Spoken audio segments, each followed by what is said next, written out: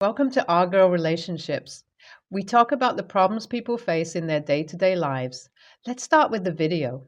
I, 29 female, met my wonderful husband Steve, 28 male, 3 years ago.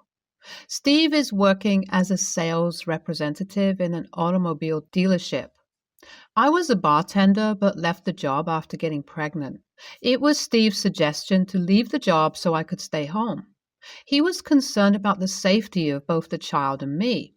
This was understandable coming from him since he lost his mother during childbirth. She passed away giving birth to him. One day I saw a message request on Facebook from an unknown profile. It read, "Hey, I'm Steve's buddy from back home. Can we talk?" I thought it would be something important, so I accepted the message request and replied with a, "Hey." The first thing he asked was not to tell Steve about this conversation. I declined and told him that it was impossible. We had a transparent relationship. We had the space in our relationship to share everything. The guy replied, "It's about his father." That made me curious. I promised the guy I will keep this a secret from Steve. The guy said that Steve's father, Michael, was suffering from leukemia and he had very few weeks left. I should add more context. When I met Steve, initially he said that both his parents were no more. As we got close one day, he revealed that his father could be still alive, but he doesn't know or care. He went no contact with his father immediately after moving out. He was 18 then. I didn't have any other details about what went on between them, but I understood that they were not on good terms. This friend was requested by his father to approach me. Michael knew that I was pregnant. I thought Michael wanted me to help him reconcile with Steve to die a peaceful death. Michael wanted my contact number. Since I was still not ready to trust him, he sent a childhood photo of Steve. I recognized him as I had seen a few of his childhood photos, so I gave him my number. The next day, while Steve was at work, his father texted me. He asked me what Steve had told me about him. I said I knew very little and Steve rarely talked about him. After this, we talked on the phone. His voice was feeble. I assumed this could be from his illness. He talked to me in a very regretful tone. He regretted not being able to be a good presence in his son's life. After the death of Steve's mother, his father sacrificed all he had to bring him up. They were best buddies.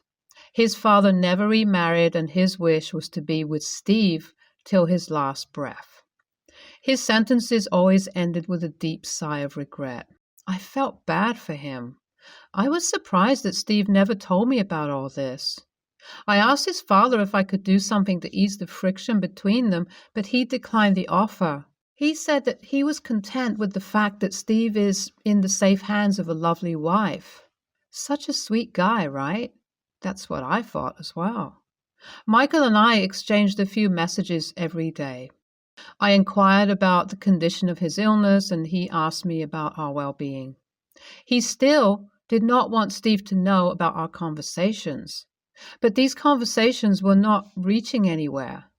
My instincts said that Michael wanted some favor from me. So one day I asked him.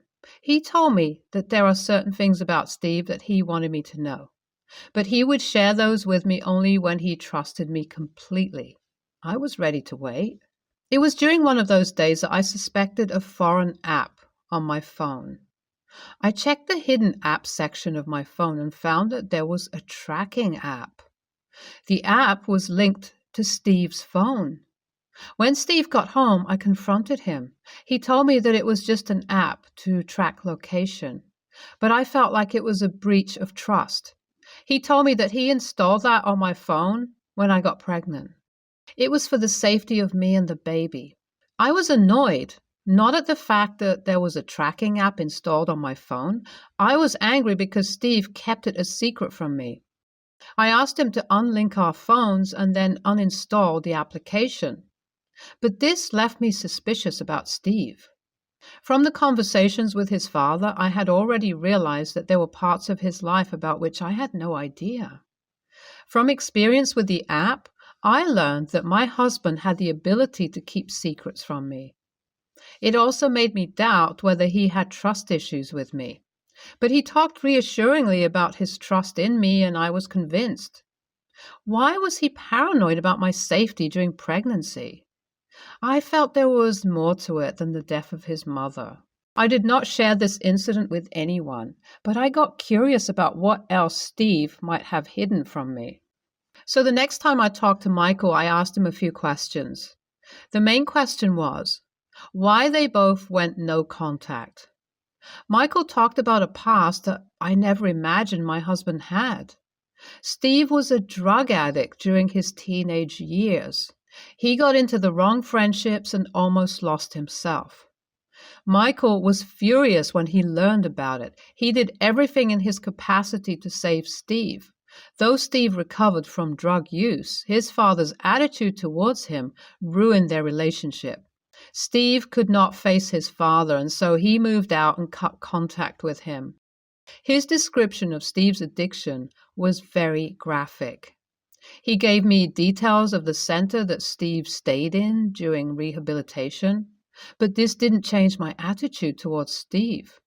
I was just shocked that he did not share this with me. Whenever I learned about certain things Steve hid from me, I always blamed myself for not making a comfortable space for him to share. Michael was unavailable for the next few days. I was worried about him, so when he replied to my texts, I felt great relief. He told me that his condition worsened and he was hospitalized for a few days. Though I had never met him in real life, I felt a sense of despair in my heart. I wanted Steve to meet him and talk out their issues before it was too late. I proposed that to Michael. His answer was no. He told me that since Steve had a good wife who loved him, he wouldn't be bothered about Steve during his death. But there was someone else in his life he worried about. This was the secret he had kept hidden from his son for the past 10 years. This is the reason why he contacted me. He was hesitant at first to open up. He was worried about my mental health. He made me promise that whatever I learned about Steve from him was not going to change my love for Steve. Now, this got my head spinning. What could be Steve's darkest secret? I was curious to know, but at the same time, the chances of it ruining our marriage forced me to just block his father and leave. But like every time in life, my curiosity won. Now came the next roadblock. He was not ready to do this over text. It was too emotional for him. He wanted me to meet someone. He did not want Steve to know about this, and that's why he preferred talking to me. I have kept this a secret from Steve for the past 10 years. But with me dying, I don't know what will happen to her. He was not ready to elaborate any further. I have already revealed too much, was his reaction when I forced him to speak more about it. At first, he wanted to visit me at home when Steve went to work. But there were cameras on the front porch. Steve would know that we had a visitor. I suggested a cafe in our town, but he said it would be unsafe for him to visit such a crowded place. It was also unsafe for her, he added. He suggested me a place by the riverbank that had a few benches. I knew the place.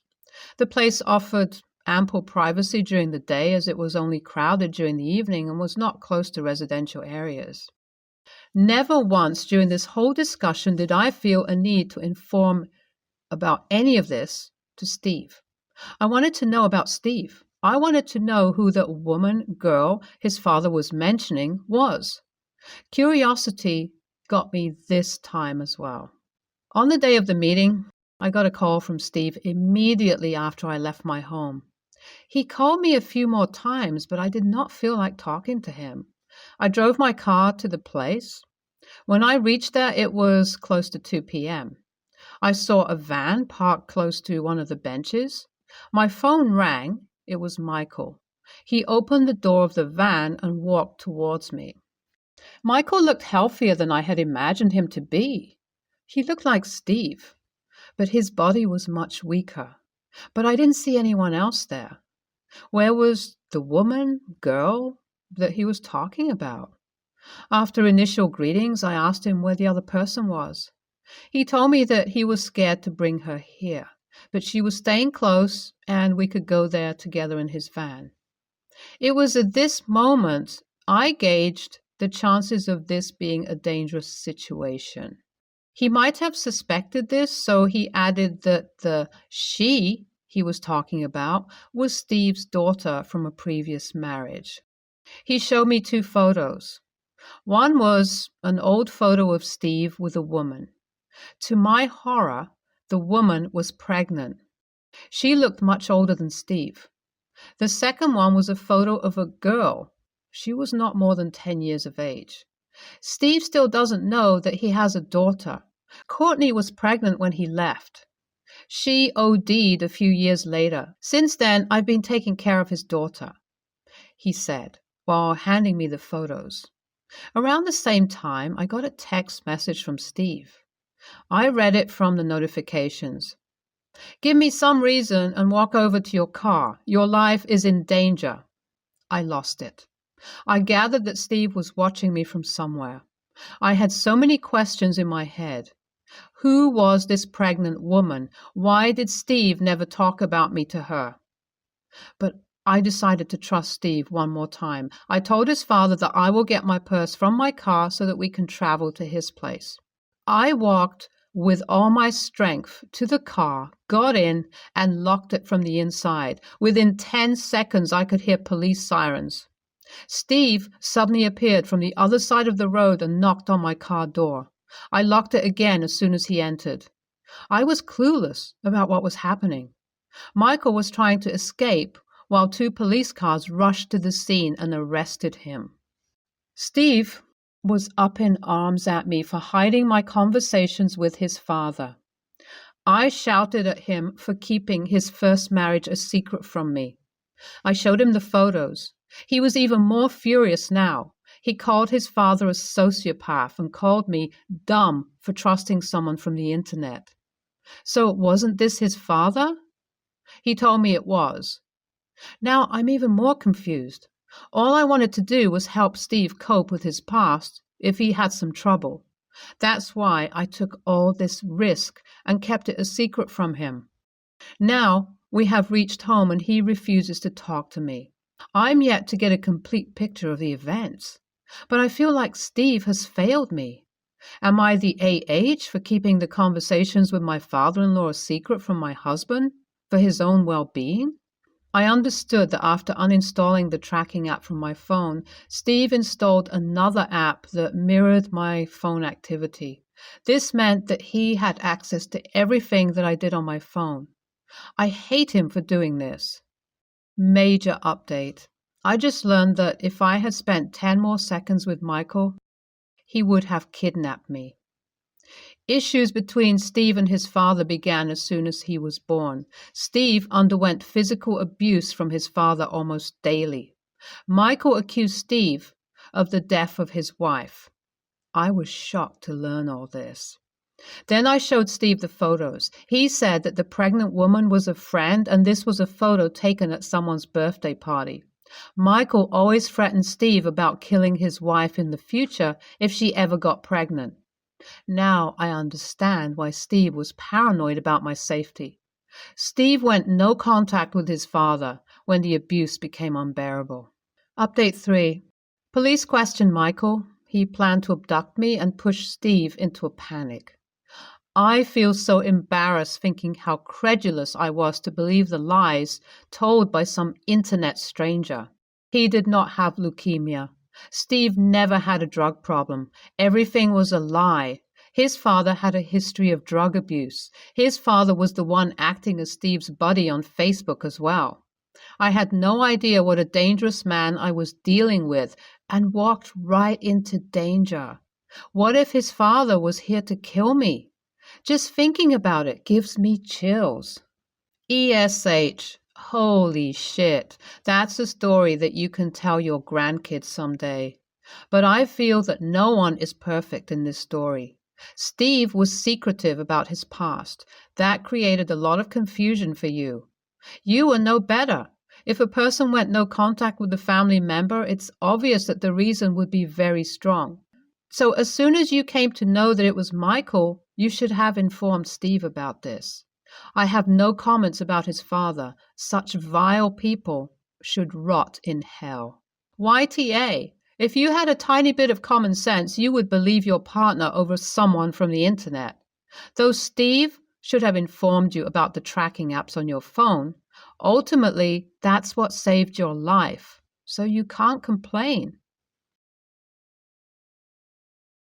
My wife doesn't like my mother. Some of it is valid. Some of it, I honestly feel, is looking for reasons to be mad at her. However, she is currently pretty hurt as my mom doesn't show much interest in our son. My wife grew up in a very close, loving family, and this bothers her. Our son recently had his first birthday, and my mom came with her 15-year-old stepdaughter, Rose.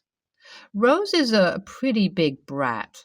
She demanded jewelry when my mom got her engagement ring and said her dad should give her an elaborate gift to equal the cost of the wedding. This isn't even a kid acting out because her dad is remarried. She wanted him to marry my mom. This is just how she acts. My mom's husband is lazy. I know he loves her, but he's too lazy to parent and is one of those every other weekend Disney dads, though he recently got primary custody, but only because she's older.